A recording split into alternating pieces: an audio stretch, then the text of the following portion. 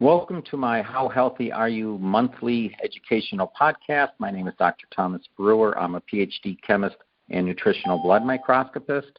Today is December 5th, 2022, and this is podcast number 133. This podcast is going to be on acid stomach, which is a common complaint I hear in the office. I give this explanation numerous times, so I thought I would make a podcast with this explanation, and I will include a lot of detail. So typically, when one has acid stomach, the symptoms are bloating.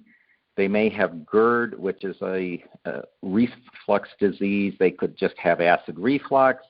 They could have stomach pain. They could have gas. So these are typical signs of excess acid. Now, there's another possibility where a person makes too little acid. And I've talked about this previously, but as a reminder, when a person is not making enough acid, they need to take in acid such as betaine hydrochloride or apple cider vinegar mixed in water. And the root cause of not making enough acid is a mineral deficiency. And this is a strange loop. You need acid to ionize the minerals so you can make acid, so you can ionize minerals, and it's just a loop. So this podcast is going to be on excess acidity or excess stomach acid. So the acid that's in the stomach is a very strong acid known as hydrochloric acid. So I call this the hydrochloric acid story. So we need acid to activate the protease enzyme. So the protease enzyme is an enzyme that digests proteins. Most enzymes end in ASE. And what most people think is that the acid in your stomach is there to digest food. It actually does nothing to digest food other than activate an enzyme to digest proteins. So without any protease enzyme, your meal could sit in your stomach for up to 2 weeks. And once protease enzyme is introduced, the proteins will digest and metabolize. So this protease enzyme is made in the pancreas. So remember that fact because we're going to circle back to the pancreas. Now, if we have excess undigested protein because we're not producing enough protease enzyme in our pancreas, the long-term effects is we end up making excess ammonia. Ammonia is really bad for our kidneys. We also make excess uric acid, which I can see during a blood microscopy, and if the uric acid gets crystalline and too bad, you end up being diagnosed with gout. Most common, though, is I see the red blood cells all stuck together, and that's called rouleau. So those are the typical symptoms of the body not being able to make enough protease enzyme, and the result is acid stomach. Now, the big if here, if your body, meaning your pancreas, isn't producing enough protease enzyme to digest your meal, then this is what happens. This is why you get an acid stomach. Your body doesn't know that the pancreas can't make any more protease enzyme, so it sends a signal to the pancreas and to the body and produces hydrochloric acid. If the pancreas can't make enough protease enzyme, well, then the body shouts at the pancreas and says, hey, I need more hydrochloric acid. So the acid in the stomach is merely a signal for protease enzyme production. And if the protease enzyme does not get delivered to the stomach, then the body keeps making hydrochloric acid because it's not getting what it wants. Now, knowing that, what do we do when we have acid stomach? Well, we always do the worst response possible, but it's very logical. If you have an acid stomach, you'd think neutralize the acidity. But if you think about how digestion works and the biochemistry of the body, you really don't want to quench that acidity with alkalinity, such as antacids or proton pump inhibitors. You want to give your body what it's asking for. It's asking for protease enzyme. Just give it protease enzyme. As a bit of a reminder, proteins digest in our stomach, but remember that carbohydrates mainly digest in our mouths, and that's why if you chug a bunch of fresh juice quickly without even holding it in your mouth, you'll have an immediate stomach ache because the stomach can't handle that many carbohydrates all at once. Now your mouth can just fine. And fats are digested in the intestines. So just a little side fact to keep in mind. So if a person takes antacids, you end up in this yo-yo cycle of excess acidity in the stomach, and then after the antacid or proton pump inhibitor, you'll have lower acidity, but the body wants this acidity as a signal for protease enzyme, so then the body responds with excess acidity. You take an antacid, you lower the acidity, and you're just in this horrible cycle. And a little bit of proof of this cycle, let me know in the comments if antacids or proton pump inhibitors, for those of you that take them, if it ever solved your acid stomach problem in the long run.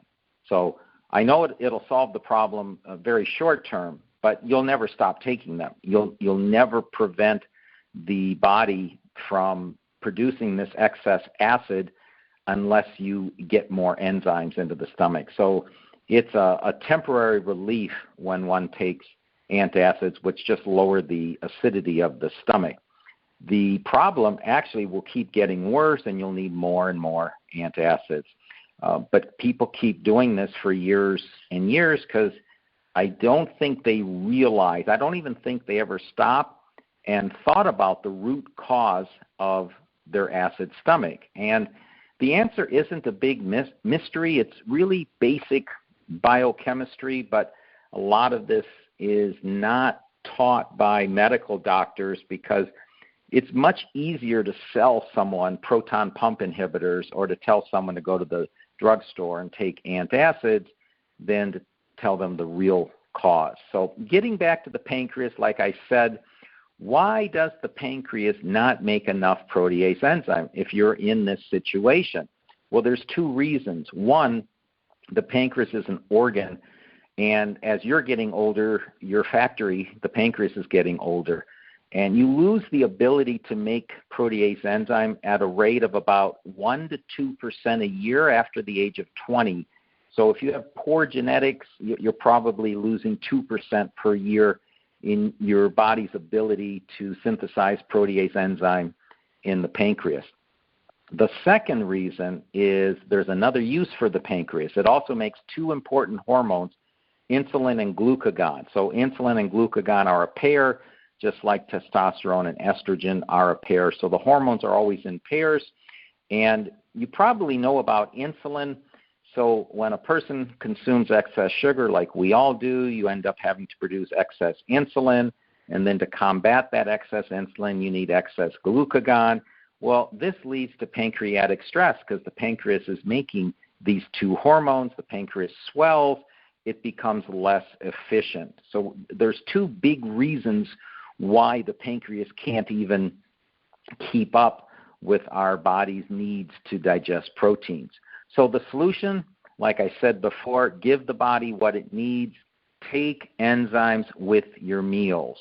And when you start taking enzymes with your meals, you typically take them at the beginning of a meal, some amount, either 1 a meal, 2 a meal, or as much as 3 a meal. But if you do this for a few weeks and give your body a chance to accept this new habit and to trust you that it's going to get this protease enzyme, it doesn't need to keep producing all of this acidity, you'll notice the acid stomach just goes away. Now, plant enzymes are not like bioidentical hormones. When a person takes bioidentical hormones, the risk is the body will not produce those hormones on its own.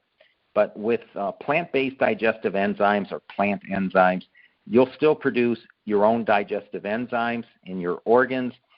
We are not plants, so therefore all it will do, it'll take the stress off the pancreas.